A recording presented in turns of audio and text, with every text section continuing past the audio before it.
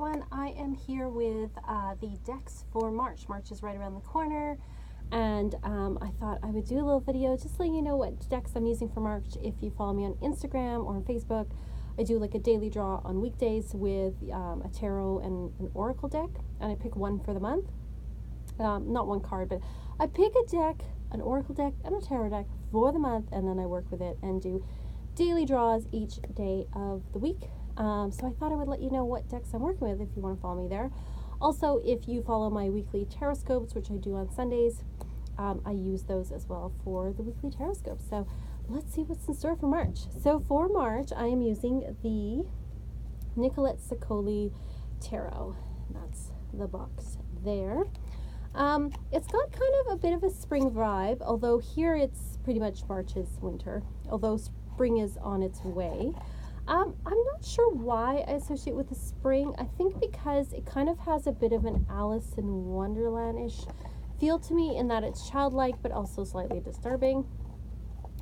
And I'm not sure why that says spring with me. Maybe because of the March hare in Alice in Wonderland. I don't know. There's some association going on.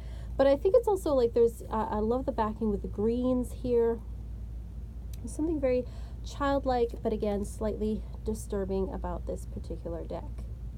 But I thought I'd want to work with that. Look, she's looking at the ice cream and he's melting.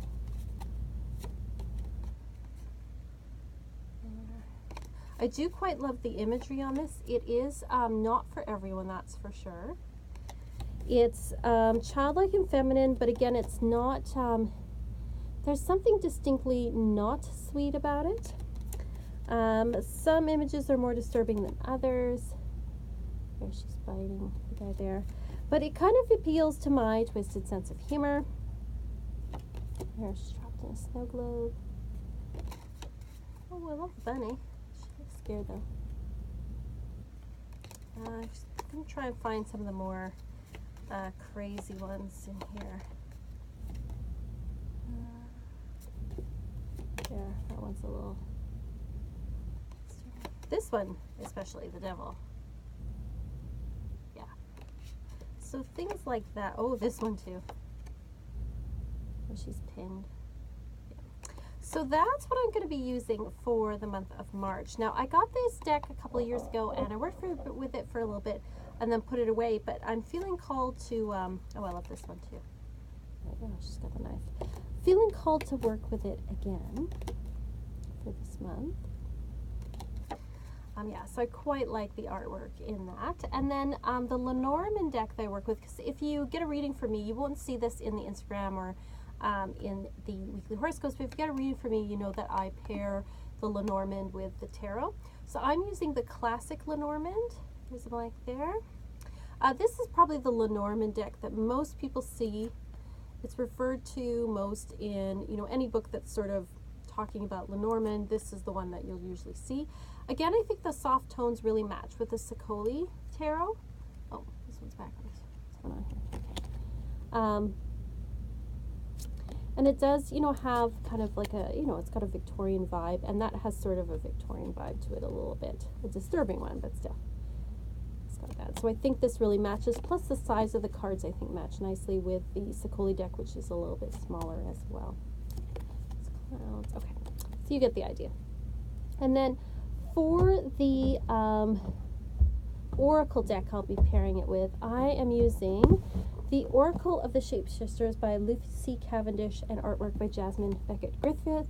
I think that Jasmine Beckett Griffith's artwork goes really well with the Sicoli tarot, because she's got those big-eyed kind of girls in it, and I think it matches really well with the other deck.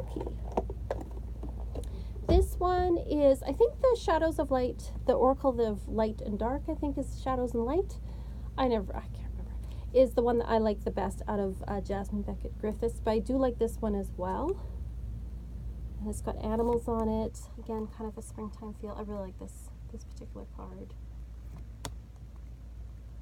So, you know, you've got these big-eyed, slightly disturbed girls.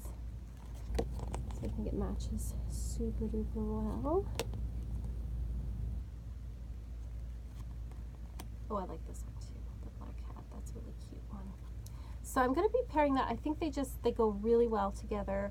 And there's something about this that, you know, they kind of have like a childlike quality to them, but not in a super sweet, saccharine, innocent totally way. It's, you know, definitely both of them have a bit of darkness to them, which I don't mind, because I think a lot of us do not always have overly saccharine sweet childhoods, that's for sure.